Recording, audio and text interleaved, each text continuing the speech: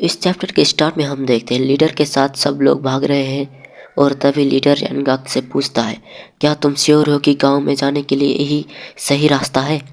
यानगाक कहता है, हाँ बिल्कुल, हम इस पहाड़ को पार करते ही वहां पर पहुंच जाएंगे। जो सुनकर लीडर कहता है, डैम इट, और चुलसान से कहता है, थोड़ी देर और रुक जाओ चुलसान, हम थोड़ी देर में वहां पर पहुंच जाएंगे।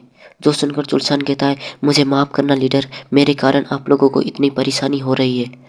जिसके बाद चायोन कहती है, लीडर मुझे डर लग रहा है कि हमें वहां पर पहुंचने में देर ना हो जाए।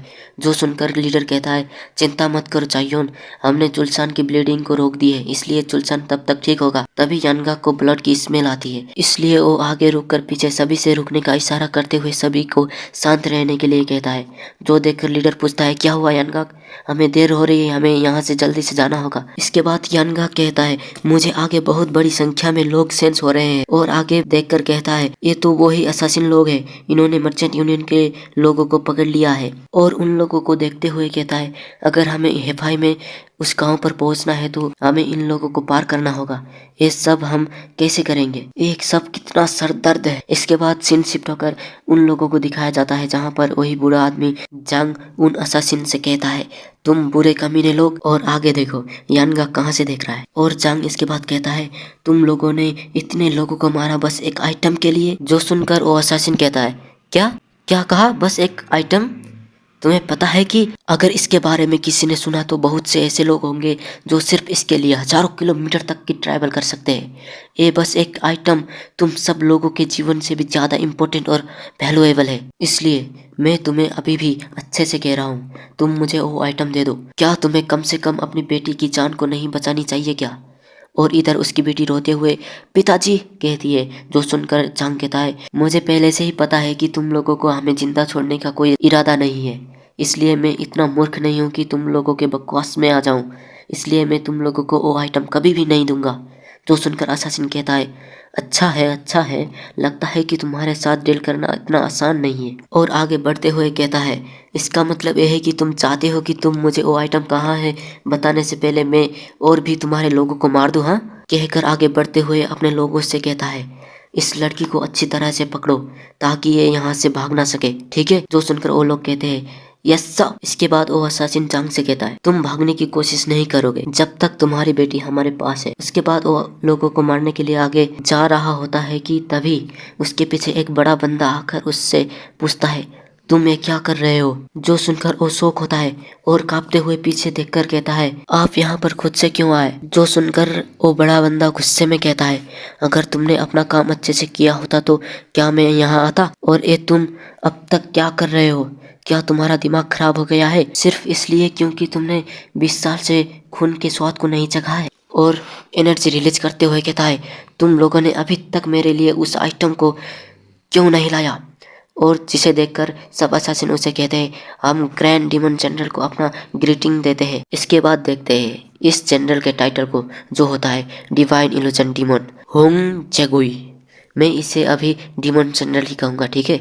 इसके बाद हम देखते हैं यानगाक को, जो उन्हें देखकर मन में सोचता है, ये लोग हैं कौन? जिन लोगों ने हम पर हमला किया था वो लोग पहले से ही बहुत स्ट्रांग थे, लेकिन इन लोगों के हथियार और इन्हें देखकर लगता है कि ये तो उन लोगों से भी बहुत ज़्यादा खतरनाक है।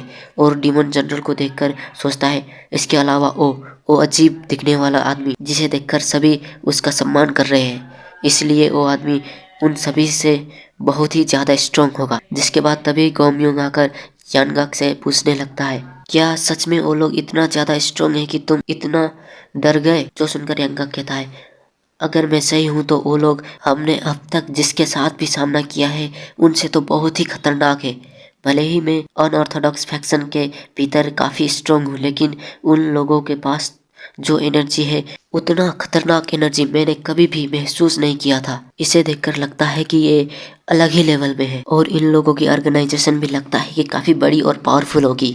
हालांकि मैं मर्चेंट यूनियन के साथ मिलकर इन लोगों को ख़त्म करना चाहता था, लेकिन अगर हम कोई भी गलत कदम उठाते हैं तो हम सभी मारे जा सकते हैं, इसलिए यून के आने तक हमें इन लोगों से पंगा नहीं लेना है, और हमें कम से कम ये लोग क्या करने के कैपेबल है हमें पता लगाना होगा।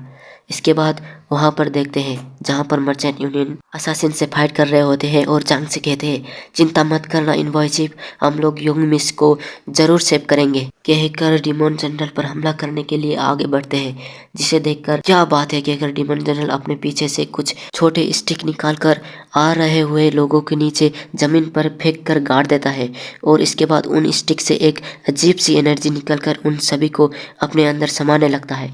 इसे देखकर वो लोग ये क्या है कहकर निकलने की कोशिश करते हैं, लेकिन निकल नहीं पाते और ख़त्म हो जाते हैं, जिसे देखकर ये क्या है कहकर जांग, गोमयोंग और यानगाक शॉक होते हैं। और यानगाक मन में सोचता है मैंने कभी भी ऐसी चीज़ ना देखा है और ना ही सुना है। और इसके बाद गुस्से से डिमोन जनरल जांग से पूछता है वो आइटम कहाँ है। और यानगाक सोचता है आखिर ये लोग है कौन और कहाँ से आए हैं। इसके बाद सीन शिफ्ट होता है जहाँ पर इयोन की लड़ाई हो रही होती है। वहाँ पर असासिन लोग इयोन पर हमला करने के लिए आगे बढ़ रहे होते हैं, लेकिन फिर भी वो लोग इयोन का कुछ भी नहीं कर पा रहे होते हैं और इयोन एक एक करके असासिन को मार रहा होता है, जिसे देखकर एक असासिन सभी से कहता है तुम लोग क्या कर रहे हो, उस पर सब मिलकर हमला करो और उसे अपने वश में कर लो।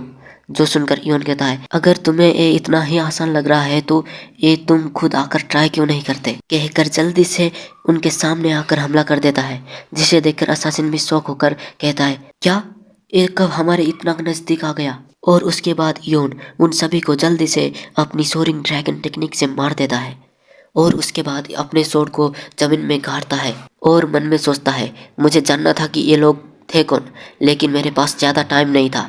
और हम देखते हैं कि इयोन के कंधे में भी चोट लगकर खून निकल रहा होता है, जिसे देखकर इयोन सोचता है वो लोग सभी बहुत स्ट्रांग थे, अगर उन लोगों की संख्या इससे अधिक होती तो मेरे लिए बहुत डेंजरस हो सकता था और मुझे यहाँ से जल्दी से जाने की ज़रूरत है, कहकर स्पीड में जाते हुए कहता है मुझे फ़र्क नहीं पड़ता ये लोग हैं कौन, लेकिन उन्होंने मेरे परिवार को कुछ करने की कोशिश की तो मुझे फ़र्क नहीं पड़ता ये लोग हैं कौन, मैं इन्हें इस दुनिया से ही मिटा दूंगा। कहने के बाद यहीं पर ये चैप्टर ख़त्म होता है और हमें अगले चैप्टर में पता चलेगा कि लीडर और उन सब के साथ क्या होता है और इयोन को उन तक पहुंचने में कहीं देर ना हो जाए। सो यहीं पर ये वीडियो ख़त्म होता है।